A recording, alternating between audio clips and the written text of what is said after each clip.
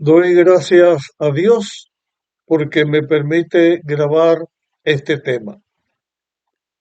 Después de estar establecido Jacob con su familia y todo lo que tenía en tierras de Egipto, en Gosén, José habló con el faraón y le dijo que su padre había venido y que estaba en Gosén. Faraón estuvo de acuerdo en que Israel y su familia estuvieran en este lugar porque era lo mejor de Egipto. Ya quedó Jacob establecido en esta parte de Gosén. Después de estar establecido, dice la Biblia que José llevó a su padre, llevó a Jacob y lo presentó a Faraón. Cuando José lleva a Jacob o a Israel su padre y lo presenta a Faraón, Jacob o Israel bendice a Faraón. De esta manera, con este acto de bendecir Jacob a Faraón, estaba demostrando que Jacob o Israel tenía una posesión más elevada que la de Faraón, porque el mayor bendice al menor. ¿Cómo es posible que Jacob tuviera una posesión más elevada que Faraón cuando Faraón era el jefe, el que dirigía a la nación en ese momento más poderosa en la tierra, en ese lugar? Esto que yo estoy diciendo, pues puede parecer a la forma en que la humanidad ve las cosas, le puede parecer que es un gran error, un gran disparate lo que yo estoy diciendo. ¿Cómo es que Jacob, un pastor de ovejas, ya anciano, venga a estar viviendo en la tierra de Faraón? Y ahora yo estoy diciendo que Jacob es mayor que Faraón porque Jacob bendijo a Faraón. La situación de esto está con respecto a cómo son las cosas en la realidad, cómo ve Dios lo que es superior en cuanto a influencia humana se refiere y lo que es inferior. Los seres humanos acostumbramos a mirar que la persona que es más poderosa es la que gobierna una nación o que es la persona más rica que pueda existir, que es la persona de mayor influencia que puede existir. A través de toda la historia de la humanidad, nosotros podemos encontrar que los hijos de Dios han sido marginados, han sido puestos a un lado, despreciados, maltratados y asesinados en muchos casos, porque mucha persecución ha habido contra los hijos de Dios. Pero delante de Dios, las cosas tienen otra forma. Cuando Dios habla de su iglesia, la iglesia de Dios me refiero en este caso a las personas que entregan su vida a Dios y aceptan a Dios como su Salvador, Dios dice que el que toca a un hijo suyo, toca la niña del ojo de Dios. Que lo más precioso que hay en la tierra, lo más valioso que hay en la tierra, y la palabra precioso no es en belleza, sino en valor, lo de mayor valor que hay en la tierra son los seguidores de Dios. Voy a tratar de explicar esto con estas comparaciones. Jesús dijo de sus seguidores que eran la sal y la luz de la tierra. O sea, la sal da sabor y preserva, y la luz símbolo de la verdad, de lo correcto, de lo diáfano, de la justicia.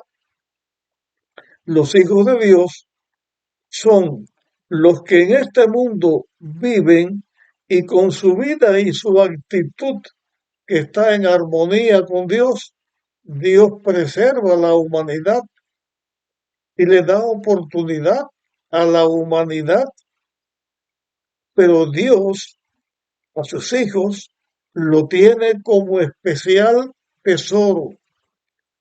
Cuando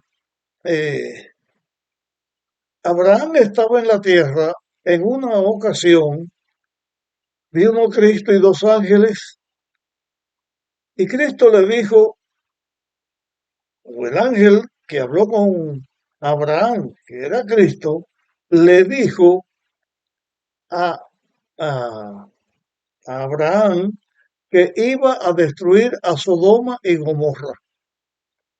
Y Abraham comenzó a interceder por Sodoma y por Gomorra. Y le pidió a Dios que si habían 50 fieles, que por amor a esos fieles no perdonaría hasta que la cuenta llegó hasta 10. Si hay 10 que son fieles, no perdonaría. Y Dios dijo, por amor a los 10 lo voy a hacer. Y esta es la forma en que Dios mira las cosas. Tus hijos en la tierra son la iglesia de Dios, los hijos fieles de Dios en la tierra, los que se conocen como hijos de Dios, como seguidores de Dios, como la iglesia de Dios, son los seguidores de Dios en la tierra y por amor a ellos, Dios cuida y ayuda a la humanidad con la esperanza que por la influencia de su iglesia otros acepten a Dios y lleguen a formar parte de los hijos de Dios. En este caso, cuando Faraón es bendecido por Jacob y la Biblia menciona esta bendición, es que Dios, el creador, el sustentador de la naturaleza, acepta la bendición de Jacob, su representante en este mundo, y así el gobernante llega a ser bendecido. No es así como los seres humanos miran. Los seres humanos desprecian a los seguidores de Dios, se burlan de los seguidores de Dios, pero a la vista de Dios, lo verdadero, lo valioso, es el Hijo de Dios. Voy a señalar otro aspecto que quiero que esto se entienda. Cuando Dios les revela al apóstol y profeta Juan el libro de Apocalipsis, el Apocalipsis es el mensaje de Dios, del Padre, que se lo da al Hijo y el Hijo se lo da a Gabriel y Gabriel se lo da a Juan. Viene del Padre al Hijo, a Gabriel, Gabriel se lo da a Juan mediante la intercesión y la dirección del Espíritu Santo y se da el libro de Apocalipsis. En la tierra, en ese tiempo, el ser humano en la tierra que estaba más cerca de Dios era el apóstol Juan, era el apóstol que quedaba con vida. Sin embargo, vemos en la epístola de Juan que Diótrefes, alguien que se enseñorea sobre la iglesia, prohibía que Juan pudiera ir a la iglesia o que los que estaban en la iglesia pudieran tener comunicación con Juan. Señalo aquí este hecho de de Jacob y Faraón, señalando y diciendo las cosas no como los hombres la ven, sino como Dios la ha señalado en su palabra. Cuando eh, Jacob se encuentra con Faraón, Faraón le preguntó a Jacob, ¿cuántos años tienes?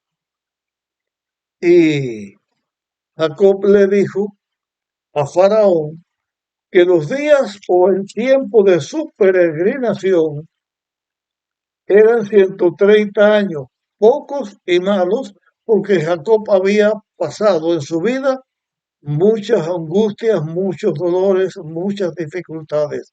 Por eso, pocos y malos.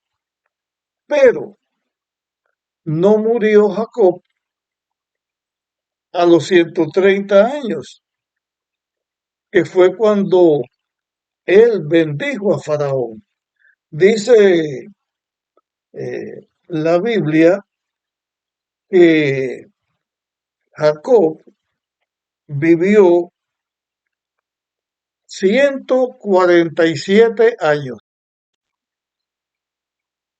Vuelvo a repetir, Jacob vivió 147 años.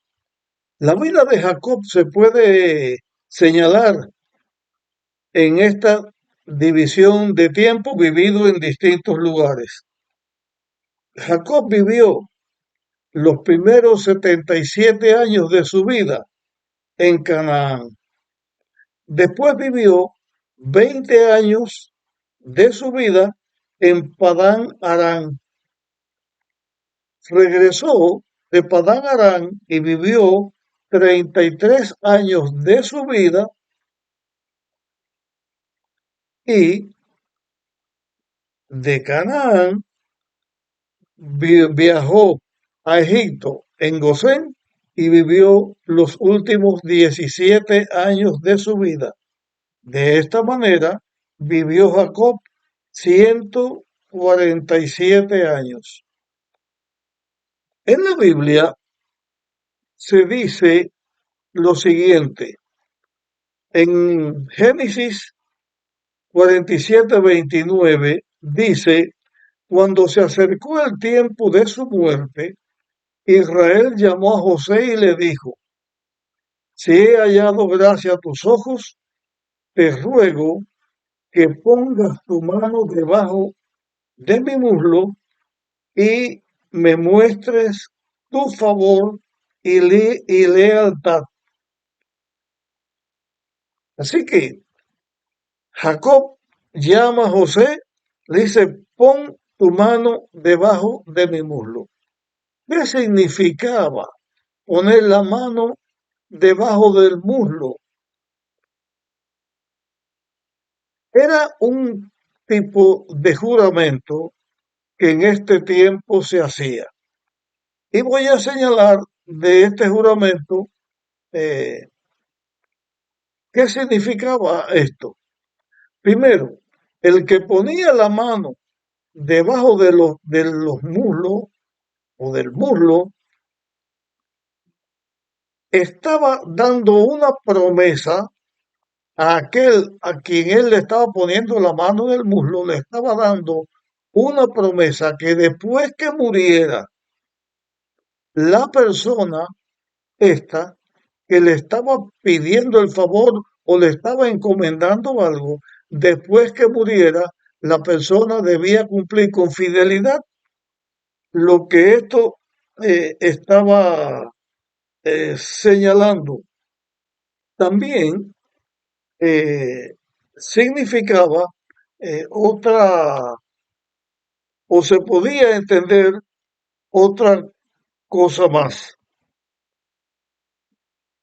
Poner la mano debajo del muslo estaba señalando al descendiente.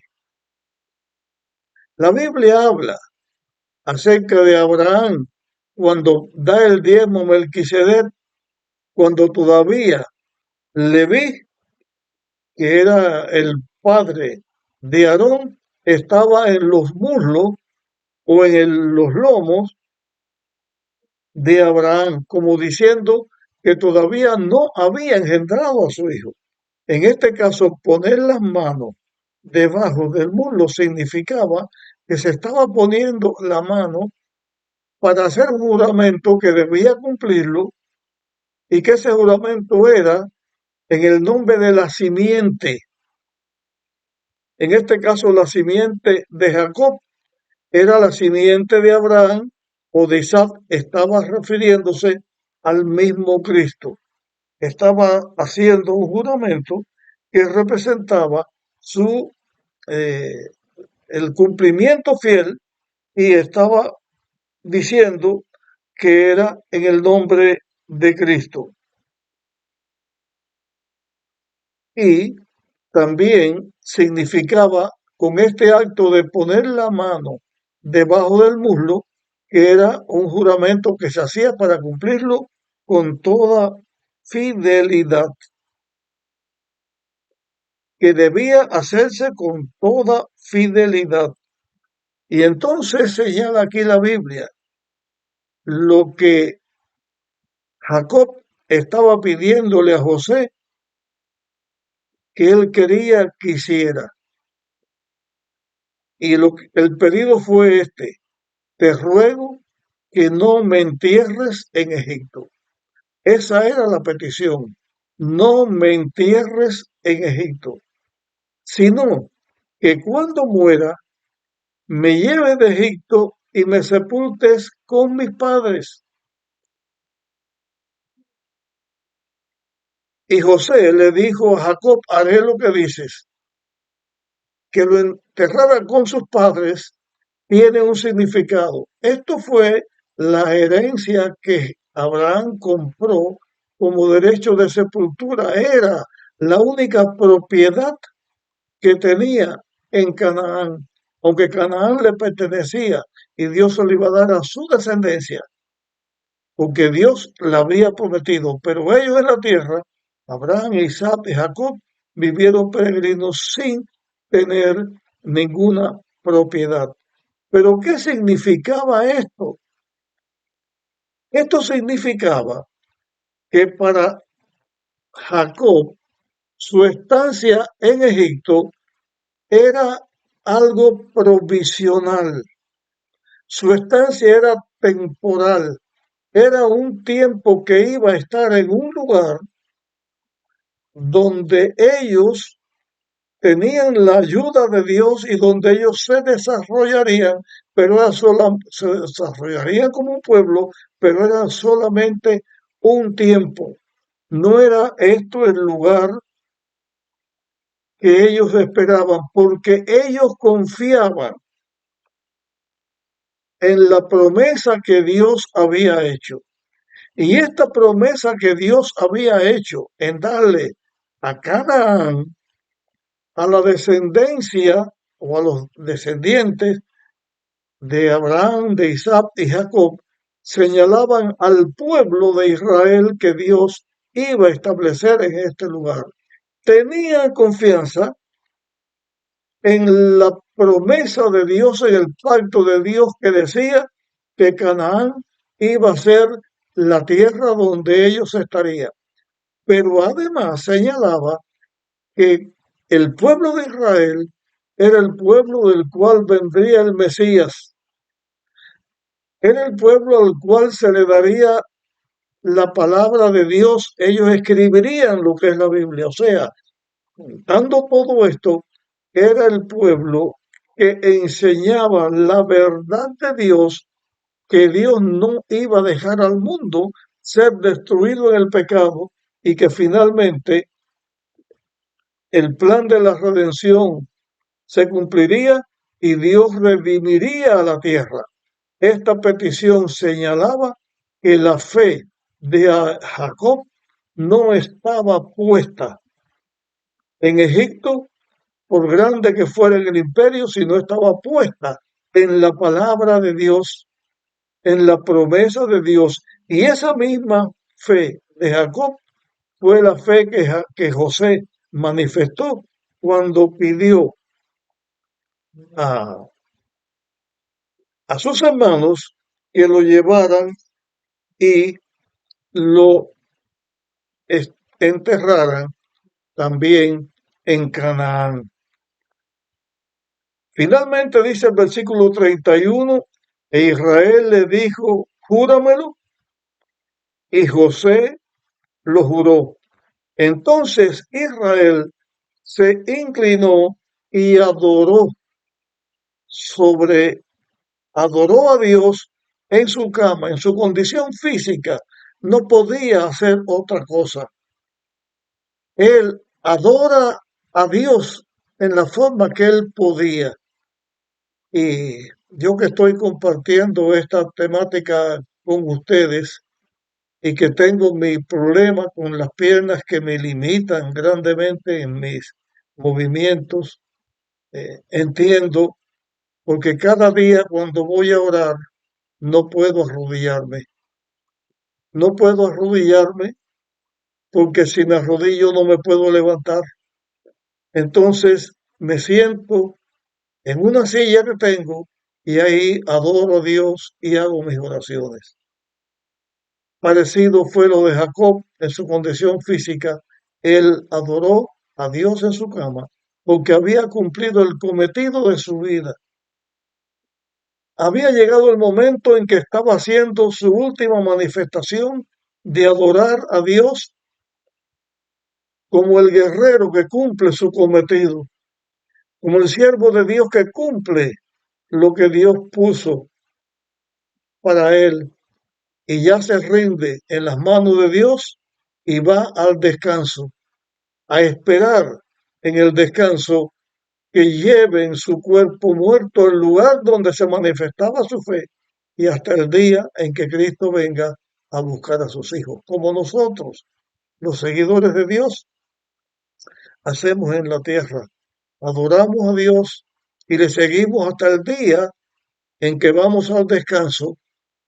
Bendito descanso, porque esperaremos sin darnos cuenta del tiempo cuando Cristo venga.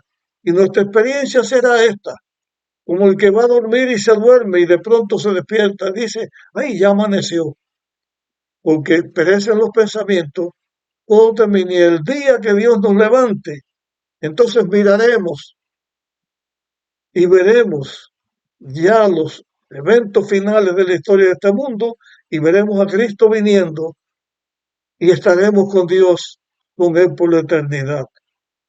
Esa esperanza es la que yo tengo y sé que será cierta. Y también tú puedes tenerla, tú que me escuchas, porque Dios es también tu Dios y tu Salvador si lo acepta. Llego hasta aquí con este tema. Te pido que lo compartas con otros y en nuestro próximo tema seguiremos hablando de José, de Jacob en su vida en este mundo. Dios nos bendiga, nos vemos.